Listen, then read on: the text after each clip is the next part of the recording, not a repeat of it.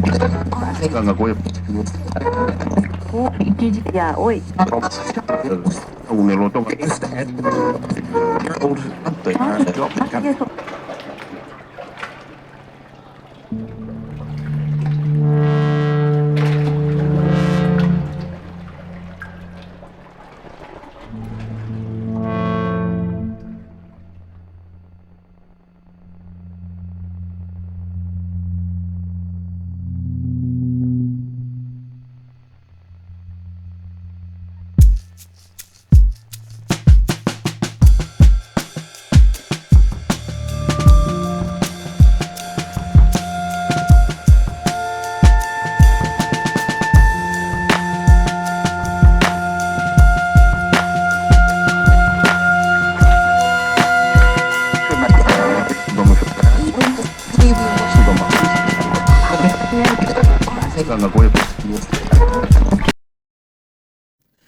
Money laundering కేసులో ఢిల్లీలోని మండోలి జైల్లో ఉన్న సుకేష్ చంద్రశేఖర్ ఇటీవల బీఆర్ఎస్ ఎమ్మెల్సీ కల్వకుంట్ల కవిత ఢిల్లీ ముఖ్యమంత్రి కేజ్రీవాల్ పై సంచలన ఆరోపణలు చేస్తూ లేఖలు విడుదల చేశారు.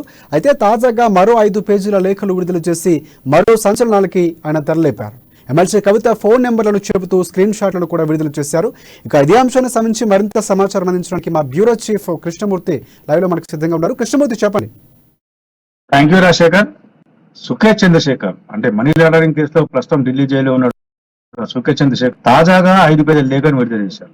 3 రోజుల క్రితం ఒక లేఖను విడుదల చేసి దాంట్లో కవిత 15 కోట్లు ఇచ్చాను, 15 కేజీల నెయ్యి కావాలి అని చెప్పిన దానికి సంబంధించినటువంటి చాట్ స్క్రీన్ షాట్లను కూడా పెట్టారు. వాట్సాప్ చాటింగ్ స్క్రీన్ షాట్లను కూడా పొందుపరిచి ఇచ్చారు.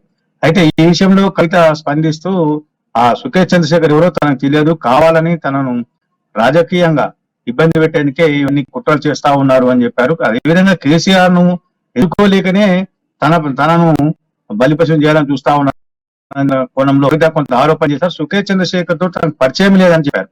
అయితే తాజాగా 5 పేజీల లేఖ విడుదల చేసిన సుకేష్ చంద్రశేఖర్ అందులో కవిత ఫోన్ నెంబర్ లో ఉన్నటువంటి చాట్ అంశాలను కూడా దాంట్లో పొందుపరిచారు.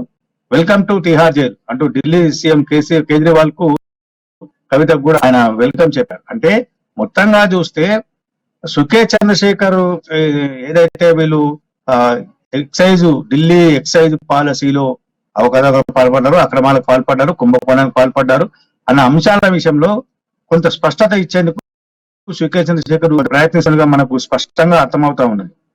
మొత్తంగా చూస్తే తనను ఆర్థిక నేరగాడు, దొంగ అని అంటున్నటువంటి వీళ్ళంతా కూడా తనతో పనులు చేయించుకొని తనను ఇప్పుడు బలిపశం చేసే చూస్తున్నారు. దాంట్లో అంటే తాను చేసినటువంటి అవినీతి అక్రమాలలో కవిత కూడా సంబంధాలు ఉన్నాయని చెప్పారు.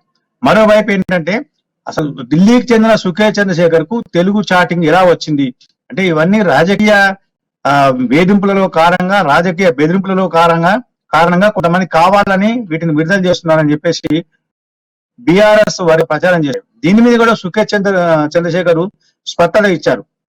తన మాతృభాష తెలుగు, తమిళం. నేను తమిళంలో తెలుగులో కూడా రాయగలను, మాట్లాడగలను. అదేవిధంగా తనకు మిగతా 6 భాషలు కూడా వచ్చు అని చెప్పేసి ఆయన ఆ లేఖలో స్పష్టం చేశారు. తనతో మాట్లాడేందుకు తెలుగు ఎవరైనా వస్తే కూడా సిద్ధంగా ఉన్నాను, తెలుగులో స్పష్టంగా మాట్లాడగలను అని చెప్పారు. అంటే ఇవన్నీ చూస్తా ఉంటే కవిత లిక్కర్ స్కామ్ లో కవిత పైన కొంత బలమైన ఉచ్చురిస్తుందని, కొంత స్పష్టత వస్తుందని అంటూ ఉన్నారు.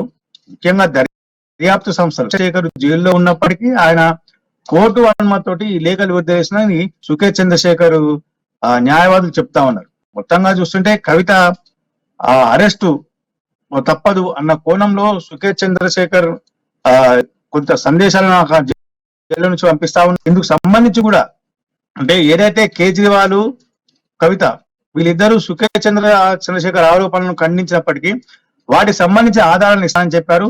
తన వద్ద 703 చాట్లకు సంబంధించినటువంటి ఆధారాలు ఉన్నాయి. ఇప్పుడు కేవలం 2 మాత్రమే నేను విడుదల చేశాను, 4 విడుదల చేశానని చెప్పారు. ఆయన మొదట్లోనే చెప్పారు, 4 రోజుల క్రితమే చెప్పారు తన వద్ద బలమైన ఆధారాలు ఉన్నాయి. తాను వరుస వారిగా అంటే సీరియస్ ప్రకారంగా కొంత నేను అప్పటికప్పుడు ఆధారాలు ఇస్తా ఉంటాను, ఎప్పటికప్పుడు ప్రజలకు తెలియజేస్తా ఉంటాను. అంటే తాను చేసిన నేరంలో ఎవరెవరు భాగస్వాములు ఉన్నారు, ఎవరెవరికి లబ్ధి పొందారు, ఎవరెవరికి ఆర్థిక సహాయం అందింది అనే విషయంలో కూడా నేను స్పష్టత ఇస్తాను. ఇదంతా చేసింది తన వెనకాల ఉండి పెద్దవాళ్ళు కాబట్టి ఇప్పుడు తనను బలిపశువు చేస్తా ఉన్నారు. దీంట్లో ఎవరెవరు ఉన్నది అంటే నా పాపంలో ఎవరెవరు భాగస్తులు అనే విషయాన్ని నేను స్పష్టంగా చెప్తా అని చెప్పారు.